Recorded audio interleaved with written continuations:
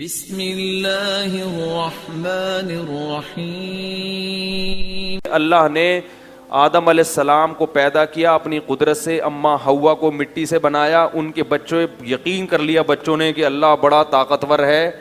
دیکھو ابا کو بھی ہمارے، کیونکہ ان کے بچے آدم علیہ السلام کے بچے دادا تلاش کرتے رہے، ان کو دادا نہ قبر ملی نہ دادا ملے، وہ سوچتے تھے یار یہ کیسے ہو گیا، تو ان کو یقین آ گیا کہ یہ کس نے پیدا کیا ہے، اللہ نے، کیونکہ آدم علیہ السلام سے پہلے کا ان کو کوئی نہ کوئی مجسمہ ملا، جیسے ڈارون کہتا ہے نا پہلے یوں تھا یوں، کچھ بھی نہیں ملا، کچھ تو تھوڑا سا ہوتا نا کہ جو آدم علیہ السلام سے آخری، جو ڈارون کے نظریے کے مطابق وہ آخری جانور جو انسان میں کنورٹ ہوا ہے، تو کچھ تو نظر آتے نا اس کے، آدم علیہ السلام بتاتے یہ والا میں تھا جو اس کے بعد اب ترقی کر کے میں یہاں تک پہنچا ہوں۔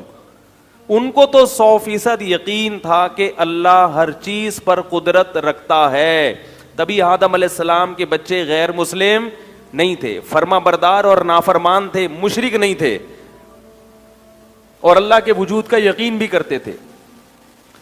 تو یہ سلسلہ صدیوں تک چلا ہے، سب کو پتا تھا یار ہمارا نسب جا کے رک جاتا ہے کہاں، آدم پہ، اس کے بعد تو چلو میاں بیوی میں ملاپ ہوا، بچے پیدا ہو رہے ہیں، اس کی تو کوئی لاجک بنتی ہے، یہ کیسے ہوا؟ تو مانتے تھے کہ کس نے پیدا کیا، اللہ نے۔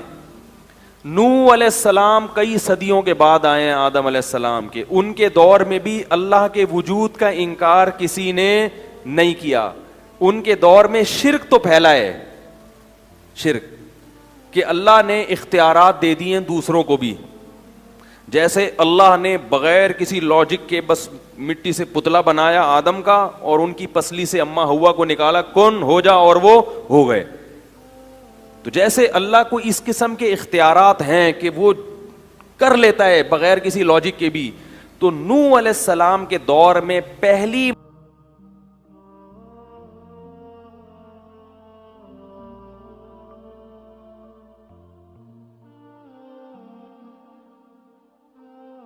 اچھا یہ کھڑکیاں بند کریں تاکہ جنریٹر کی آواز نہ آئے اندر۔ تو میں یہ عرض کر رہا تھا کہ نوح علیہ السلام وہ پہلے پیغمبر ہیں جو مشرکوں کی ہدایت کے لیے بھیجے گئے ہیں، سمجھ رہے ہیں؟ تو اس وقت شرک کون سا شروع ہوا؟ انہوں نے یہ کہا کہ جیسے آدم علیہ السلام کو بس اللہ نے بنایا، کوئی اس کی لاجک نہیں ہے، تو اللہ تعالیٰ نے دوسری بھی کچھ مخلوق ہیں جن کو اللہ نے یہ اختیار دیا ہے کہ وہ اللہ کے اختیار دینے سے جو چاہیں اپنی مرضی سے کر سکتے ہیں، سمجھ رہے ہو؟ تو یہ یعنی کب شروع ہوا یہ والا شرک؟ نوح علیہ السلام کے دور میں، اور اس میں دو چیزیں بڑی عجیب تھیں۔ ایک یہ کہ انہوں نے یہ نہیں کہا کہ اللہ نے ان فلاں فلاں کو تمام اختیارات دے دیے ہیں، بلکہ اس والے کو اللہ نے بارش کا اختیار دیا، اس والے بت کو اللہ نے ود، سوا، یغوث، یعوق، نصر، یہ 5 بت تھے مشہور، تو کیا کہتے تھے؟ اس کو اللہ نے بارش کا اختیار دیا کہ یہ اپنی مرضی سے جب چاہے گا بارش برسا سکتا، باقی چیزوں میں یہ دخل اندازی نہیں کر سکتا، یعنی اگر بادل نہیں بھی ہیں، کوئی محکمہ موسمیات والے کہہ رہے ہیں کہ کوئی امکان نہیں ہے، لیکن یہ شوں کرے گا اور بادل آ جائیں گے۔ یہ بہت اہم مضمون ہے، اس کو اچھی طرح سمجھیں، اور جو شارٹ کلپ بنا بنا کے فتنہ اور فساد پھیلا رہے ہیں نا، وہ پورے میری اس مضمون کو شائع کریں، پھر اس کا جواب دیں مجھے۔ دوسرا، وہ کہتے تھے اولاد کا اس کو ہے، یہ فلاں والے کو ہے، یہ اولاد دلوا دے گا آپ کو، چاہے کوئی سائنٹیفک لاجک نہیں ہوگی اولاد کی، کوئی اس کے بھی اولاد کے جراثیم نہیں ہے، بیوی بھی بانجھ ہے، مگر یہ اس کے پاس جب جاؤ گے، اس سے دعا مانگو گے تو اولاد کیا ہو جائے گا؟ اولاد ہو جائے گی۔ اس لیے نہیں کہ اس کو اختیار ہے، بلکہ اللہ کے اختیار دینے سے اس کے پاس بھی اختیار آ گیا ہے، کیونکہ اتنی سینس ان میں بھی تھی کہ یہ پتھر کے بنے ہوئے بت یہ تو تھے ہی نہیں، یہ کیا کر سکتے ہیں، یہ تو ہم نے بنائے ہیں اپنے ہاتھوں سے، لیکن وہ یہ کہتے تھے کہ ان کو گاڈ گفٹڈ صلاحیتیں ان کے اندر۔ پھر ان پر جب اشکال ہوتا کہ یہ تو کچھ نہیں کر سکتے، تو کہتے یہ نہیں کر سکتے مگر اللہ تو ان کو اختیار دے سکتا ہے نا، بھئی اللہ تو سب کچھ کر سکتا ہے، تو اللہ نے ان کو اختیارات دے دی ہیں۔ تو 5 بڑے بڑے بت تھے، ود، سوا، یغوث، یعوق اور نصر، جو جن کا قرآن میں تذکرہ ہے، اور آپ تفسیر کی کتابیں اٹھا کے دیکھیں. اب سوال پیدا ہوتا ہے کہ ان مسٹنڈوں کو, یہ جو بت ہیں ان کو میں مسٹنڈا کہہ رہا ہوں, ان بتوں کو, ان مسٹنڈوں کو کیوں دیے اللہ نے؟ اگر دینے ہی تھے تو آپ کو دیتا, ان کو دیتا, یہ بتوں کو کیوں دیے؟ تو کہتے تھے اصل میں یہ بڑے بڑے بزرگوں کی مورتیاں ہیں, تو ان بزرگوں سے خوش ہو کے اللہ نے ان بزرگوں کو دیے ہیں. اب اگر کہو ان بزرگوں کو کیوں دیے, تو آپ کہیں گے جب اللہ اپنی عطا سے کسی کو دے رہا ہے تو آپ کون ہوتے ہیں اس پہ پابندی لگانے والے. یہ میں اس لیے تمام چیزیں دہرا رہا ہوں کہ بالکل یہی سٹائل ہے آج شرک کو معاشرے میں پھیلانے کا, کہ اگر اللہ اپنے نبی کو کچھ اختیارات دینا چاہ رہا ہے تو ان وہابیوں کے پیٹ میں مروڑ کیوں ہوتا ہے. نہیں آ رہی بات سمجھ میں؟ ان لوگوں کو کیوں تکلیف ہو رہی ہے؟ بات آ رہی ہے سمجھ میں؟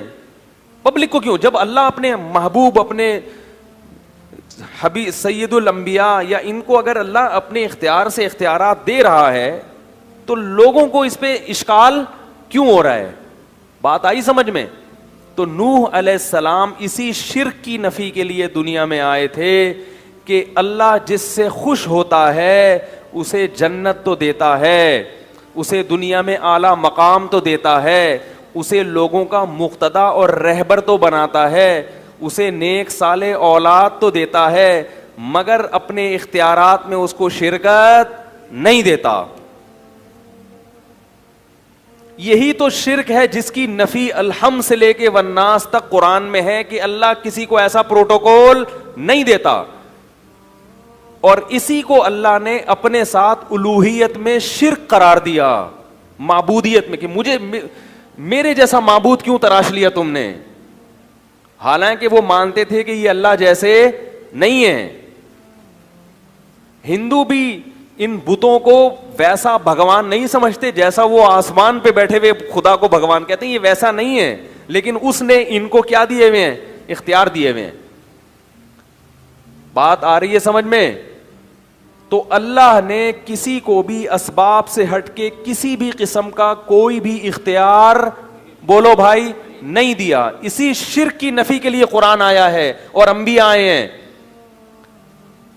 تو نوح علیہ السلام کی قوم نے بزرگوں کے مرنے کے بعد ان کی مورتیاں بنا لی. بولا کہ چونکہ اللہ ان بزرگوں سے خوش تھا تو ان کی مورتیوں کے سامنے جھکو گے, ان سے مرادیں مانگو گے تو یہ اللہ کی عطا سے ہمیں دیں گے, خود نہیں دیں گے, اللہ کی عطا سے. اللہ نے ان کو اختیار دیا تو یہ ہمیں کیا دیں گے؟ اس اختیار سے ہمیں دیں گے. اب اس پر ایک اشکال ہوتا ہے کہ ہم تو دیکھتے ہیں کہ بزرگوں اور پیغمبروں کے ہاتھ پہ بہت سی ایسی چیزیں صادر ہوئی ہیں جس کی کوئی سائنٹیفک لاجک نہیں ہے. کلمہ پڑھا رہا ہوں آپ لوگوں کو, میں لا الہ الا اللہ کا مطلب بیان کر رہا ہوں. ہمارے ہاں عقیدے پہ اکثر بیان ہوتا ہی نہیں ہے.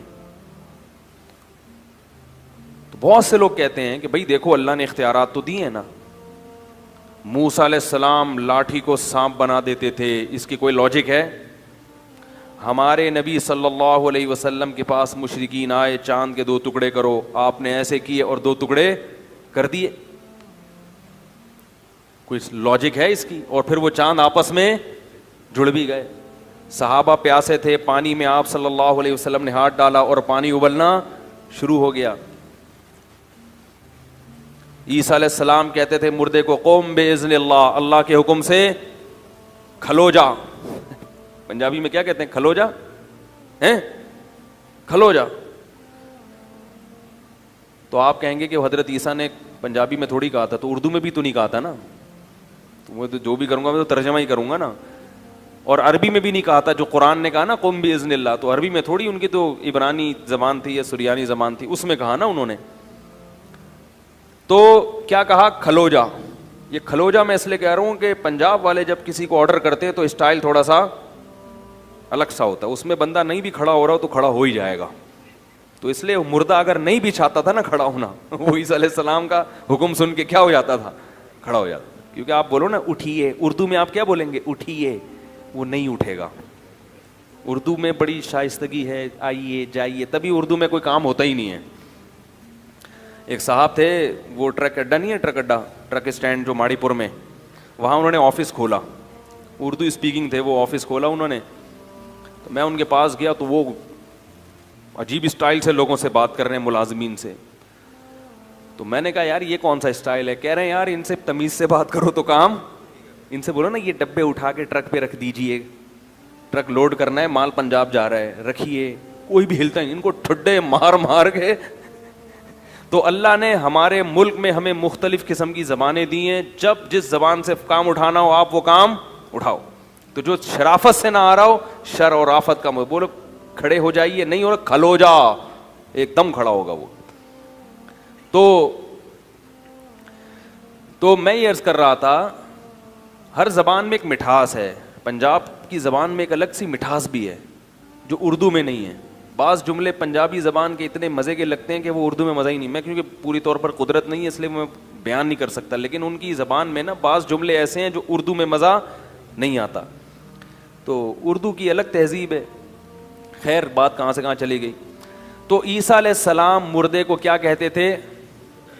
قم باذن اللہ, اللہ کے حکم سے کھڑا ہو جا. تو کہتے ہیں دیکھو اللہ کی عطا سے حضرت عیسیٰ بھی مردوں کو زندہ کر رہے ہیں, ہمارے نبی بھی اللہ کی عطا سے چاند کے 2 ٹکڑے کر رہے ہیں. تو جو نبی اللہ کی عطا سے چاند کے 2 ٹکڑے کر سکتا ہے, جو نبی اللہ کی عطا سے مردوں کو زندہ کر سکتا ہے, اس نبی کو اگر ہم یہاں سے بیٹھ کے پکاریں کہ ہماری حاجت سن لیں تو وہ اللہ کی عطا سے سن بھی سکتا ہے, اور وہ نبی اللہ کی عطا سے ہماری وہ حاجت پوری کر بھی سکتے ہیں. یہ بات سمجھ میں. تو ہم اگر پکار رہے ہیں تو ہم اللہ کی عطا سے یہ تصور کر کے, تو اس لیے قرآن نے جو کہا ہے کہ غیر اللہ کو مت پکارو, تو اس سے وہ پکار مراد ہے جو اللہ کی عطا کے بغیر والی پکارو. یہ اشکال کر رہا ہوں کہ اس کو میرا نظریہ نہ سمجھ لیں, یہ اشکال کرتے ہیں لوگ. اس اشکال کا جواب یہ ہے کہ دیکھو ایک ہوتا ہے کسی کو اختیار دے دینا, ایک ہوتا ہے کسی کے ہاتھ سے کوئی کام کرا دینا. دونوں میں فرق ہے. دونوں میں کیا ہے؟ آپ لوگ حاضر ہیں نا اچھی طریقے سے. ایک ہوتا ہے کسی کے ہاتھ پہ کوئی کام صادر کر دینا, اور ایک ہوتا ہے کسی کو اس کا اختیار دے دینا. اختیار دینے کا مطلب کیا ہے؟ پانی کی جو سپلائی ہے یہ کس کے اختیار میں ہے؟ واٹر بورڈ والوں کے نا. وہ جب کھولیں گے نل تو پانی آئے گا, وہ بند کر دیں تو آپ قحط سے ہلاک. ملک کا جو وزیر اعظم ہے یا جو صدر ہے وہ واٹر بورڈ والوں سے محض کام نہیں لیتا, بلکہ باقاعدہ اس نے واٹر سپلائی کا ان کو اختیار دے دیا ہے کہ اب میرے در پہ آنے کی ضرورت نہیں ہے. واٹر بورڈ کا ادارہ بنایا ہی اس لیے ہے کہ جس کو پانی کی ضرورت ہو وہاں جا کے دھرنا مارے, اسلام آباد میں آنے کی ضرورت نہیں ہے. وہ اگر کام نہ کریں پھر اس کی کمپلین کے لیے میرے پاس آؤ, لیکن پہلا اسٹیپ کون سا ہے؟ اس کا ہے. اس کو میں نے کیا کیا ہے؟ اختیار دیا ہے. یہ مطلب ہوتا ہے اختیار دینے کا. اور کام کرانے کا مطلب کیا ہوتا ہے؟ واٹر بورڈ والوں کے پاس آپ گئے, بولا بھائی پانی بند ہے اتنے عرصے سے, وال آپ کھول دیں. تو اس نے ایک ملازم کو بولا یار اس کو وال کھول ذرا. وال کھولنے کے اختیارات نہیں دیے کہ جب چاہو کھولو جب چاہو بند کر دو. ہاں ابھی وال کھولنے کا کام کس سے لیا جا رہا ہے؟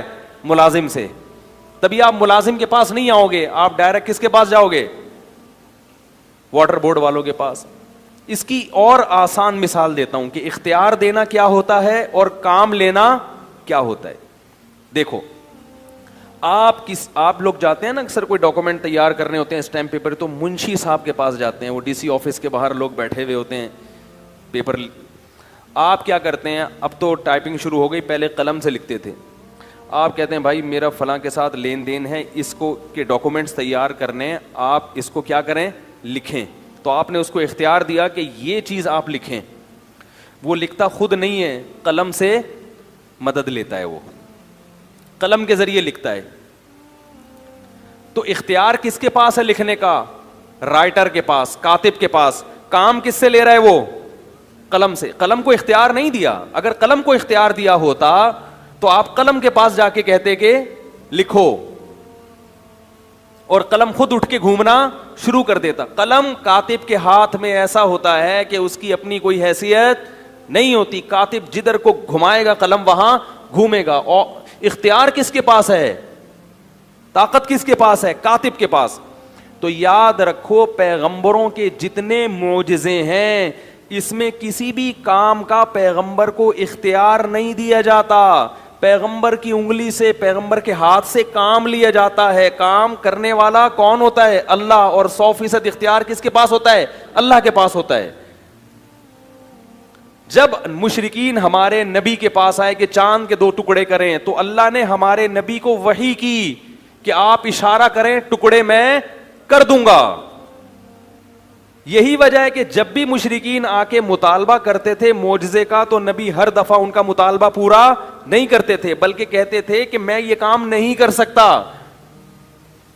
جب اللہ نے کر دیا تو کر دیا, جب نہیں کیا تو آپ نے کیا فرمایا؟ نہیں.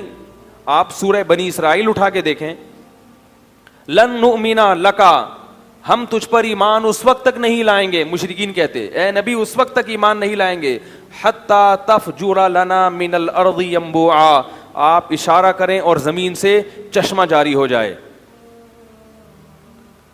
او تکون لک جنت من نخیل وعنب, اشارہ کریں ایک باغ کھجور کا اور ایک انگور کا پیدا کریں. یہ مطالبہ کون کر رہا ہے؟ بولو بھائی, مشرکین. اور کس سے؟ نبی سے. اور اس کا تذکرہ کہاں ہے؟ قرآن میں.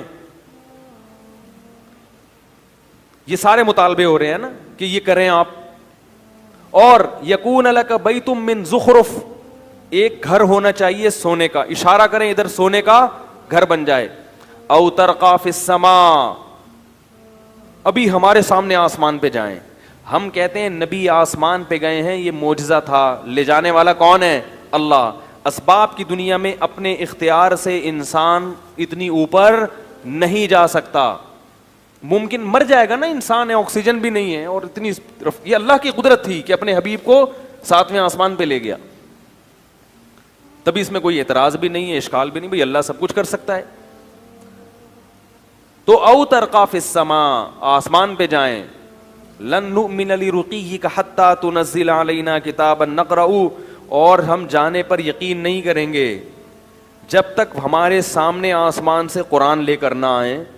ہم اس کو پڑھیں گے, پھر پتہ چلے گا کہ یہ واقعی, ہمیں تو نہ جبریل نظر آتے ہیں آسمان سے جو لے کر آ رہے ہیں, یہ تو سب چیزیں آپ دیکھ رہے ہیں. ان تمام چیزوں کا نبی نے جواب کیا دیا قرآن میں. نبی یہ بھی کہہ سکتے تھے کہ بھائی اللہ نے مجھے اختیارات دیے ہوئے ہیں, لیکن میں تمہارے بیجا مطالبوں پہ اپنے اختیارات کو استعمال نہیں کروں گا. میں جب چاہوں گا تو معجزہ دکھاؤں گا, جب چاہوں گا معجزہ نہیں دکھاؤں گا. اختیارات تو ہیں اللہ کی عطا سے, میں سب کچھ کر سکتا ہوں, لیکن میں کر نہیں رہا. یہ نہیں فرمایا. فرمایا سبحان ربی, قل اے نبی ان سے کہہ دیجیے سبحان ربی, میرا رب ہر عیب سے پاک ہے. عجز والا جو عیب ہے نا, کچھ نہ کر سکنے کا عیب, اس عیب سے کون پاک ہے؟ میرا رب پاک ہے. ہل کنتو الا بشرن, نہیں ہوں میں مگر ایک انسان, رسولہ, اللہ کا بھیجا ہوا پیغمبر. تو انسان تو یہ کام نہیں کر سکتا, انسان کو اسباب سے ہٹ کے اختیارات نہیں ہوتے, انسان کی صلاحیتیں محدود ہوتی ہیں. اتنی کلیئر کٹ بات قرآن میں آنے کے بعد بھی حیرانگی اس پر ہوتی ہے, اس امت میں شرک کیسے پھیل گیا بھائی. یہ تو قرآن کے ترجمہ پڑھ لو تو سمجھ میں آ جائے گا.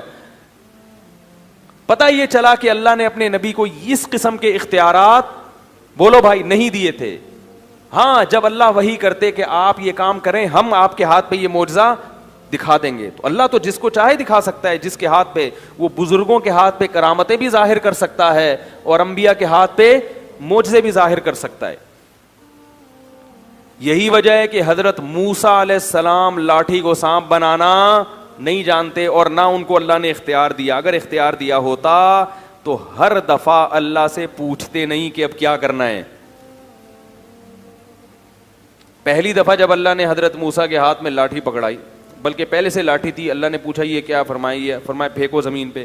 جب زمین پہ پھینکا وہ سانپ بن کے دوڑنے لگی. اگر خود سانپ بنائی ہوتی تو موسیٰ علیہ السلام اسے دیکھ کے خوفزدہ ہوتے. قرآن کہہ رہا ہے ایسا بھاگے ہیں حضرت موسیٰ, ولم یعقب, پیچھے مڑ کے, بولو بھائی, نہیں دیکھا. پھر اللہ کہہ رہے خذھا, اے موسیٰ اس سانپ کو پکڑ لے. اگر موسیٰ علیہ السلام کو سانپ کو دوبارہ لاٹھی بنانے کا اختیار ہوتا تو حضرت موسیٰ خود پکڑتے اور کیا بنا دیتے اس کو؟ کہتے جیسے میں نے لاٹھی کو سانپ بنایا, میں اللہ کی عطا سے اس سانپ کو لاٹھی بھی بنا سکتا ہوں. اللہ نے بتایا کہ یہ جب میں چاہوں گا اسی وقت ہوگا, آپ کے سوچنے سے, آپ کے ارادے سے نہیں ہوگا, کیونکہ اختیار میرے پاس ہے, آپ کے پاس نہیں ہے. واٹر پمپ والوں کے پاس ہم جاتے ہیں نا تو وہ کہتے ہیں اختیار ہمارے پاس ہے, ہم جب چاہیں گے نل کھلوائیں گے, جب چاہیں گے نل نہیں, لہذا ہمارے پاس آؤ, ان کے پاس مت جاؤ. تو اب کیا ہے, موسیٰ علیہ السلام کو اللہ نے کہا یہ لاٹھی کیا بنے گی دوبارہ, خذھا, اے موسیٰ اس کو پکڑ لے, سنعیدھا سیرتھا الاولی, ہم وعدہ کرتے ہیں عن قریب, سا کا مطلب یہ وعدے کے لیے آتا ہے, عن قریب ہم یہ کریں گے, اس کو واپس لاٹھی بنا دیں گے. پھر موسیٰ علیہ السلام نے پکڑا, اچھا اللہ اب اطمینان ہو گیا. اگر حضرت موسیٰ کے پاس اختیارات ہوتے تو جب آگے دریا ہے, ٹھاٹھیں مارتی ہوئی موجیں ہیں, اور پیچھے کون ہے, فرعون, بنی اسرائیل نے کیا کہا, انا لمدرکون, مر گئے, پکڑے گئے ہیں بھائی, اب تو فرعون آئے گا. اور موسیٰ علیہ السلام کہہ سکتے تھے میرے پاس تو لاٹھی ہے, اللہ نے مجھے اختیار دیا, جب چاہوں گا سمندر کے 2 ٹکڑے کر کے درمیان سے نکل جاؤں گا. حضرت موسیٰ نے فرمایا ان معی ربی, میرے ساتھ رب ہے, کچھ نہ کچھ کرے گا وہ مدد, مجھے نہیں پتا کیا کرے گا لیکن کرے گا ضرور. تو اللہ نے کیا کہا اس لاٹھی کو, اے موسیٰ اضرب بعصاک, اپنی لاٹھی مار کہاں پر, البحر, سمندر پہ, فکان کل فرق کالطود العظیم, دونوں طرف کی موجوں کو پہاڑوں کی شکل میں روک دوں گا میں. تبھی ہر بات سے پہلے حضرت موسیٰ پوچھ رہے کیا کرنا ہے, کیا کرنا ہے. تو مردوں کو زندہ کرنے سے پہلے بھی حضرت عیسیٰ علیہ السلام کو اللہ بتاتے تھے کہ بولو کھڑے ہو جاؤ مردہ, تو مردہ اللہ کے حکم سے کیا ہو جائے گا, کھڑا ہو جائے گا. مردہ زندہ کرنے کے اختیارات آپ کے پاس نہیں ہیں, آپ کے ہاتھ پہ مردے زندہ کروں گا, اختیار اپنے پاس رکھوں گا, آپ کو اختیار نہیں دوں گا. اب بھی کلیئر نہیں ہو رہی بات تو میرے بھائی پھر تو کیسے سمجھائیں یار, کیسے سمجھائیں. میں ان لوگوں سے کہتا ہوں جو غیر اللہ کی پکار کو جائز سمجھتے ہیں, دیکھو میں فرقہ پرست آدمی نہیں ہوں, نہ میں کفر اور شرک کے کسی متعین شخص پہ فتوے لگاتا ہوں, لیکن آپ اپنی آخرت کی فکر کرو. ابراہیم علیہ السلام نے اپنی قوم کو سمجھایا کہ شرک چھوڑ دو, شرک چھوڑ دو, قوم نہیں مانی. ابراہیم علیہ السلام نے کہا انما اتخذتم من دون اللہ اوثانا مودۃ بینکم فی الحیات الدنیا, تمہارے آپس میں ریلیشن اچھے ہیں, اس ریلیشن کی وجہ سے میری بات کا انکار کر رہے ہو, لیکن یہی تعلقات قیامت کے دن تمہارے نقصان کا سبب بنیں گے, ایک دوسرے کے دشمن بن کے ایک دوسرے کے گریبان پکڑو گے. اس لیے میں اللہ کا واسطہ دے کے ان لوگوں سے کہتا ہوں جو یہ کہتے ہیں کہ اللہ نے اپنے نبی کو بھی اختیارات دی, ہم نبی سے بھی مانگ سکتے ہیں, بزرگوں سے بھی مانگ سکتے ہیں, مزاروں پہ بھی سجدے کر سکتے ہیں, تو یاد رکھو کہ اگر آپ اپنی اس روش سے باز نہیں آئے, اور تو یہ بھی کیا ہے, یہ آپس کے مسلک پرستی, پیر پرستی. میرے دامت برکاتہم نے کہہ دیا ایسا نہ ہو کہ جیسے ابراہیم علیہ السلام اپنی قوم کو ڈرا رہے تھے, تو وہ ڈر وہ تنبیہ ہمارے لیے بھی ہے کہ یہی تعلقات قیامت کے دن ایک دوسرے کے لیے عذاب بن جائیں گے. اللہ شرک کے معاملے میں بہت غیرت رکھتا ہے, وہ کہتا ہے نہ میں نے کسی کو اختیار دیا, لم یتخذ ولیا من الذل, نہ کسی کو کمزوری کی وجہ سے میں نے اپنا ولی بنایا, نہ وزیر بنایا. وزیر ہوتا ہے نا کہ کچھ کام آپ کریں گے, کچھ اختیارات اس کے پاس ہیں, کسی کو نہیں. بلکہ اللہ نے کہا قرآن میں مثالیں دی ہیں, ضرب لکم مثلا من انفسکم, اللہ فرماتے ہیں ابھی بھی سمجھ میں نہیں آیا تو میں تمہیں ایک مثال دیتا ہوں تمہاری ہی. هل لکم مما ملکت ایمانکم من شرکاء فیما رزقناکم, کہ تمہارے جو غلام ہوتے ہیں کیا تم ان غلاموں کو اپنے ساتھ شریک کرتے ہو اپنی پراپرٹی میں. فرمائے کہ جب پراپرٹی جو کم درجے کی چیز ہے اور تمہارے غلام بھی کم درجے کے ہیں, تمہارا اپنے غلاموں سے اتنا اوپر رتبہ نہیں ہے جتنا میرا مخلوق سے اوپر کا مقام ہے. غلام بھی تمہاری طرح کا انسان ہے, تم اس کو شریک نہیں کرتے اپنی پراپرٹی میں, تو میں اپنے اختیارات میں اپنی مخلوق کو کیسے شریک کروں گا, جبکہ مخلوق کا جو مقام ہے. دیکھو ہمارا جو غلام سے رشتہ ہوتا ہے تو غلام بھی انسان, ہم بھی کیا ہیں, انسان, تو اتنا کم درجے کا نہیں ہوتا ہم سے. لیکن مخلوق تمام کی تمام, اس کا تو اللہ سے کوئی اس لحاظ سے رشتہ, جو یعنی جنس کے لحاظ سے تو کوئی رشتہ بنتا ہی نہیں ہے نا, وہ مخلوق ہے, وہ خالق ہے. اولاد اور باپ کا رشتہ نہیں ہے, بھائی بہن کا رشتہ نہیں ہے. فرمایا انتم الفقراء الی اللہ, سب کے سب فقیر و محتاج ہو میرے, کسی کو میں نے کسی بھی اختیار میں شرکت نہیں دی ہے, سب اپنے پاس رکھا ہے. تو اس لیے بھائی یہ بہت خطرناک شرک ہے جو آپ کی قبر کو آگ سے بھر دے گا, آپ کی بخشش کی دعا کو حرام کر دے گا آپ کے والد اولاد کے لیے. اولاد کو اجازت نہیں ہوگی کہ آپ کے لیے بخشش کی دعا مانگیں. اب بات سمجھ میں آئی کہ معجزہ الگ چیز ہے, اختیار دینا الگ چیز ہے. بالکل اس کی مثال ایسے ہے, بارش اللہ برساتا ہے, برسانے کا کام کس سے لیتا ہے؟ فرشتوں سے. کہتے ہیں بارش برسانے کا فرشتہ یہ فلاں, تو کام اللہ کسی سے بھی لے سکتا ہے, فرشتوں سے بھی, پیغمبروں سے بھی, اولیاء اللہ سے بھی, مگر اختیار کس کے پاس ہے؟ تبھی ہم بارش کی دعا بارش کے لیے فرشتوں کو نہیں پکارتے, اسی طرح میرے بھائی بارش کے لیے پیغمبروں کو بھی نہیں پکارتے. فرشتے نے حضرت مریم کو اولاد عطا کی, قرآن میں آتا ہے, سمجھو اس کو اچھی طرح. جبریل آئے حضرت مریم کے پاس, مریم نے پوچھا کون ہو؟ فرمایا فرشتہ ہوں, انسان نہیں ہوں. کیوں آئے ہو؟ لِأَهَبَ لَكِ غُلَامًا زَكِيًّا, بیٹا دینے کے لیے آیا ہوں. تو کیا اللہ نے جبریل کو اختیار دے دیا کہ اولاد دیں؟ نہیں اختیار دیا. اللہ بیٹا دے رہے ہیں, پھونک کس کی استعمال ہو رہی ہے؟ بولو بھائی, جبریل کی. یہی وجہ ہے کہ جب بھی اولاد مانگی جاتی ہے کبھی بھی کسی فرشتے سے یا جبریل سے, بولو نا, نہیں مانگی جاتی. تو اگر آپ یہ دلائل دیتے ہو کہ اللہ کے نبی نے چاند کے 2 ٹکڑے کیے اور یہ کیا, یہ معجزہ دکھایا, تو ہم اللہ کے نبی سے مانگتے ہیں, تو پھر اولاد کس سے مانگنی چاہیے؟ جبریل سے. وہ تو قرآن میں آتا ہے کہ انہوں نے حضرت مریم کو بغیر باپ کے اولاد دی. تو جو بغیر شوہر کے اب کسی عورت کو اولاد دے سکتے ہیں تو میاں بیوی کو کیوں نہیں دے سکتے پھر وہ؟ یہاں تو شوہر بھی ہے اور بیوی بھی ہے اور دونوں صحت مند ہیں, پھر جبریل سے کیوں نہیں مانگتے؟ اسی لیے نہیں مانگتے, ہمیں پتا ہے کہ حضرت مریم کے اولاد کا ہو جانا جبریل کی قدرت کی دلیل نہیں ہے, یہ اللہ کی قدرت کی دلیل ہے. اور اس سے یہ بھی پتا چلا کہ یہ جو نسبت ہے کہ میں تمہیں اولاد دے رہا ہوں, یہ نسبت حقیقی نہیں ہے, مجازی ہے. بعض دفعہ کسی کے ہاتھ پہ جب کوئی کام ہوتا ہے تو نسبت اس شخص کی طرف کر دی جاتی ہے, کیونکہ بعض لوگ یہ بھی دلیل دیتے ہیں کہ دیکھو نبی نے کہا کہ میں یہ کرتا ہوں, میں یہ کرتا ہوں. حضرت عیسیٰ نے کہا ابریح الاکمہ, میں کوڑ کے مریضوں کو اور مادرزاد نابیناؤں کو میں شفا دیتا ہوں. تو اس سے پتہ چلتا ہے کہ حضرت عیسیٰ دے رہے ہیں نا, تو اللہ نے اختیار دیا, تبھی تو حضرت عیسیٰ کہہ رہے ہیں میں یہ کام کر رہا ہوں. اس کا جواب سمجھیں کہ بعض دفعہ ایسے ہوتا ہے, اس کو کہتے ہیں نسبت مجازی.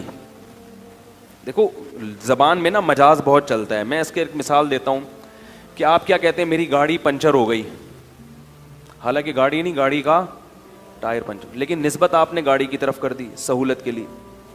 آپ کہتے ہو یار اس دعوت میں فلاں بندہ 3 ڈشیں کھا گیا, حالانکہ ڈش کوئی کھا سکتا ہے, ڈش کے اندر جو چاول تھے وہ کھائے ہوتے ہیں, لیکن نسبت کس کی طرف کر دی؟ تو لغت میں, زبان میں, انگریزی ہو, اردو ہو, عربی ہو, سب میں یہ چلتا ہے کہ کرنی کسی اور کی طرف نسبت چاہیے تھی, اس کو مجاز کہتے ہیں. آپ کسی کو شیر کہتے ہیں تو مجازن نہیں ہے, حقیقت نہیں ہے, مجاز لے کے لگ رہا ہے دیکھنے میں شیر. حرکتیں کیسی ہیں؟ شیر جیسی. حرکتیں کتے جیسی ہوں تو لوگ پیار سے ایسے آدمی کو کیا کہتے ہیں؟ بولو نا, کتا کہتے ہیں. نفرت سے. اب دیکھو نفرت سے کہتے ہیں مگر میں نے اس کے لیے لفظ کیا استعمال کیا؟ پیار سے. یہ بھی مجاز ہے کہ آپ بالکل اس کے اپوزٹ لفظ استعمال کرتے ہیں اس کو کلام میں چاشنی پیدا کرنے کے لیے, ورنہ کسی کو پیار سے کتا نہیں کہا جاتا. پیار سے کتا. دیکھو 2 آدمی بہت لڑ رہے ہو نا اور ہمیشہ ایک دوسرے کے خلاف نفرت ہو تو مجازن کہہ دیے جاتے ہیں یار ان دونوں کی تو محبت ہی کبھی ختم نہیں ہوتی, پتہ نہیں کیوں اتنی محبت کر رہے ہیں, مقصد کیا ہوتا ہے, نفرت کیوں کر رہے ہیں. تو مجاز میں اپوزٹ چیزیں چلتی ہیں. دیکھو قرآن میں آتا ہے, قرآن میں اللہ تعالیٰ کا ارشاد ہے کہ حلال و حرام کرنے کا اختیار صرف کس کے پاس ہے؟ اللہ. نبی نے ایک مرتبہ قسم کھا کے شہد کو اپنے اوپر حرام کر لیا کہ میں شہد نہیں کھاؤں گا. قرآن نے کہا لما تحرم ما احل اللہ لک, اللہ نے جس چیز کو حلال کر دیا آپ اسے حرام کیوں کر رہے ہو؟ کیا مطلب؟ یہ آپشن، یہ اختیار کس کے پاس ہے؟ آپشن تو نہیں کہیں گے اس کو، آپشن تو دو چیزوں کا ہے. یہ کس کے، یہ طاقت کس کے پاس ہے؟ نبی اللہ کے حلال کو بیان کرتے ہیں، خود سے نبی حلال نہیں کرتے، نہ کسی چیز کو حرام کر سکتے ہیں نہ حلال، یہ تب اللہ کے پاس ہے. تبھی اللہ کے نبی نے اپنے اوپر ایک چیز کو حرام کیا، اللہ نے کہا آپ نے کیسے حرام کر لیا، لہذا اس قسم کو توڑیں، کفارہ ادا کریں. لیکن ایک جگہ قرآن میں آتا ہے عیسیٰ علیہ السلام نے کہا وَلِأُحِلَّ لَكُمْ بَعْضَ الَّذِي حُرِّمَ عَلَيْكُمْ. عیسیٰ علیہ السلام بنی اسرائیل کے پاس آئے اور کہا میں اس لیے آیا ہوں کہ چند چیزیں جو تم پر حرام کر دی گئی تھیں اللہ ہی کی طرف سے، میں ان کو حلال کرنے آیا ہوں. ایک طرف قرآن کہہ رہا ہے کہ آپ کوئی حلال و حرام نہیں کر سکتا، ایک طرف عیسیٰ ابن مریم کہہ رہے ہیں کہ میں کیا کرنے آیا ہوں، حلال. تو اصل میں یہ بھی نسبت کیا ہے؟ مجازی، کیونکہ کریں گے اللہ ہی حلال، اس حلت کو بیان حضرت عیسیٰ کریں گے، اس لیے حضرت عیسیٰ نے مجازن اپنی طرف اس کی نسبت کر دی. تو مجازن نسبت اس طرح قرآن میں بھی ہوئی ہے، جیسے وہ سلیمان علیہ السلام کا تخت اٹھا کے لائے ایک بزرگ. سلیمان علیہ السلام نے کہا کہ ایکم یاتینی بعرشہا قبل ان یاتونی مسلمین، کون ہے ملکہ سبا کا تخت اٹھا کے لائے گا؟ جن نے کہا میں لاؤں گا، مجلس برخاست ہونے سے پہلے میں حاضر کروں گا. قرآن کہہ رہا ہے جو ایک تھے جن کے پاس کتاب یعنی زبور کا علم تھا، انہوں نے کہا میں پلک جھپکنے سے پہلے لاؤں گا، اور کہا اور تخت حاضر. تو یہ کام کسی انسان کے بس میں نہیں ہے. یہ اختیارات اگر اللہ نے ان بزرگ کو دیے تھے تو پہلے اللہ سلیمان علیہ السلام کو دیتا نا یہ اختیارات جو نبی تھے، تبھی تو کہنے کون لائے گا بھائی. پتہ یہ چلا کہ لایا کون ہے؟ اللہ ہے. اللہ نے ان بزرگ کے ہاتھ پہ کرامت ظاہر کر دی، لیکن بزرگ نے نسبت اپنی طرف کر دی کیونکہ ان کو الہام ہوا کہ اللہ آپ کے ہاتھ پہ یہ کام دکھا دے گا. تو انہوں نے کہا میں لے کر آؤں گا، حالانکہ وہ نہیں لا رہے ہیں. جو یوں کر سکتا ہو وہ تو دنیا کا نظام ہی اس کے ہاتھ میں آ جائے گا بھائی. تبھی میں کہتا ہوں نا، یہ روحانی علاج والے کہتے ہیں نا سنگ دل محبوب آپ کے قدموں میں، اس کو بولو پٹھان ہوٹل سے پیسوں کے بغیر 2 پراٹھے اٹھا کے لا، تو کہاں سے لائے گا قدموں میں؟ 2 پراٹھے تو دور کی بات، 1 پراٹھا، کیونکہ 2 سے پیٹ صحیح طرح بھرتا ہے، اس لیے میں 2 کی مثال دیتا ہوں. اٹھا کے لے آ تو 1 پراٹھا نہیں لا سکتے بھائی. یہ میری اور آپ جیسے، میں تو نہیں الحمدللہ یہ آپ جیسے کچھ معذرت کے ساتھ جو بیان نہیں سن رہے، کچھ بیوقوف لوگ ہیں جن کی وجہ سے ان کی دکانیں چل رہی ہیں، ورنہ یہ تو بغیر پیسوں کے پراٹھا نہیں اٹھا سکتے. پیسوں کے ساتھ بھی لائن میں لگنا پڑتا ہے پراٹھا اٹھانے کے لیے. چلو پیسے دے کے یوں اٹھا لیں یہ بھی نہیں ہو سکتا، تو جو پراٹھا نہیں اٹھا سکتا وہ آپ کی محبوبہ کو آپ کے قدموں میں کہاں سے ڈال سکتا ہے. تو انبیاء کرام کا معجزہ سمجھ میں آ گیا کہ جو معجزات انبیاء کے پاس ہوتے ہیں وہ اللہ نے ان کو اختیارات نہیں دیے ہوتے. اللہ جب چاہتا ہے اپنی مرضی سے اپنے کسی حبیب کے ہاتھ پر، اپنے پیغمبر کے ہاتھ پہ کوئی چیز ظاہر کر دیتے ہیں تاکہ لوگوں کو اس کی نبوت پہ یقین آ جائے. اور بزرگ کے ہاتھ پہ اللہ بعض دفعہ کرامت ظاہر کر دیتے ہیں تاکہ لوگوں کو اطمینان ہو جائے کہ یہ اللہ کا محبوب ہے، بشرطے کہ محبوب ہونے کے دوسری چیزیں پائی جائیں، گناہوں سے بچتا ہو، بدعات سے بچتا ہو. تو اگر اس کے باوجود آپ یہ سمجھتے ہیں کہ نہیں ما فوق الاسباب اللہ نے اختیار دیے ہوئے ہیں، تو پھر میرے بھائی یہ شرک ہے. اور قرآن میں جگہ جگہ اس کی نفی ہے کہ میں نے کسی کو بھی اختیارات نہیں دی. اب میں آخری سوال کر کے اپنی بات کو ختم کرتا ہوں. یہ سوال میں پہلے بھی کئی دفعہ دہرا چکا ہوں کہ بھئی جو یہ مانتے ہیں کہ نہیں اللہ نے اپنے پیغمبروں کو اختیار دیے ہوئے ہیں اور وہ جب چاہیں اللہ کی عطا سے حاجت پوری کرتے ہیں، تو پھر میں ایک سوال اکثر دہراتا ہوں کہ اللہ نے کیا تمام اختیارات دے دیے ہیں یا بعض اختیارات دیے ہیں؟ اگر اللہ نے تمام چیزوں کے اختیارات دے دیے ہیں تو پھر ہم کب اللہ کو مانگیں، اللہ سے مانگیں، اور کب اللہ کے نبی سے مانگیں؟ جب سارے ہی دے دیے. بھائی وزیر اعظم اگر مکمل اختیار دے دیتا ہے کسی کو بھی تو پھر وہ وزیر اعظم کے پاس جانے کی ضرورت کیا ہے؟ صحیح ہے نا. پھر تو جب اس کو دے تو وہ بھی دوسرا گویا وزیر اعظم ہی بن گیا وہ تو اگر سب اختیارات دیے ہیں تو پھر ہم کون سی چیز میں اللہ کو پکاریں اور کون سی چیز میں نبی کو؟ یا ساری زندگی اگر نبی ہی کو پکارتے رہیں اللہ کو نہ پکاریں تو کہ یہ کوئی برا کام ہوگا یا اچھا کام ہوگا؟ اس کا جواب دیں. دوسری بات یہ کہ اگر سارے اختیارات نہیں دیے، کچھ چیزوں کے دیے ہیں، تو وہ کچھ چیزیں معلوم ہیں یا مجہول ہیں؟ یعنی وہ کچھ چیزیں ایسی ہیں جو ہمیں پتہ ہے کہ کون کون سی چیزیں ہیں، یا ہمیں پتہ نہیں ہے. تو اگر پتہ نہیں ہے تو جب پتہ ہی نہیں تو اختیار دینے کا فائدہ کیا؟ آپ کو جب پتہ ہی نہ ہو کہ وزیر اعظم نے کون کون سا ڈپارٹمنٹ کس کے حوالے کیا ہے تو حوالے کرنے کا فائدہ ہوگا؟ کیا ہو گیا بھائی؟ جب پتہ ہی نہیں کہ کون سی چیز دی ہے نبی کو, کون سی چیزوں کو اختیار دیا ہے, تو جب پتہ ہی نہیں ہے تو ہم مانگیں گے کیسے؟ اور اگر پتہ ہے کہ نہیں ان چیزوں کا اختیار دیا ہے تو ان چیزوں کی لسٹ یوٹیوب پہ شائع ہونی چاہیے, اخبار میں آنی چاہیے, کتابوں میں چھپنی چاہیے کہ بھائی اللہ نے تمام چیزوں کے اختیارات نہیں دیے بلکہ بعض چیزوں کے دیے, وہ بعض یہ ہیں, اولاد کا ہے بارش کا نہیں ہے, رزق کا ہے مگر فلاں چیز کا نہیں ہے. اس طرح سے آپ ایک لسٹ شائع کریں. تو میں نے یہ اعلان پہلے بھی گھمایا تھا لیکن لوگ پتہ نہیں بری بری گالیاں دینا شروع کر دیتے ہیں الٹی سیدھی. یوٹیوب پہ اپنے خلاف کمنٹس پڑھو نا, آدمی حیران ہوتا ہے, یار ہم ادھر لوگ جھک جھک کے مصافحہ کر رہے ہیں اور ادھر ماشاءاللہ ایک عجیب حساب بنا ہوا ہے. تو اس لیے اپنے ایمان کی حفاظت کرو, ان باتوں کو سنجیدگی سے لو. صرف اور صرف تمام اختیارات کس کے پاس ہیں؟ اللہ کے. ہاں میں بزرگوں پہ شرک کے فتوے نہیں لگاتا. اگر کسی بزرگ نے کہا کہ اللہ نے فلاں نے کشتی پار لگا دی, فلاں نے یہ کر دی, تو تعویل کر لینی چاہیے. بھائی انہوں نے بھی مجازن نسبت کر دی ہوگی. جیسے میں یہ کہہ دوں کہ حضرت عیسیٰ نے مردے کو زندہ کر دیا, تو یہ حضرت عیسیٰ کی طرف جو میں نے نسبت کی ہے یہ نسبت کیا ہے؟ مجازن.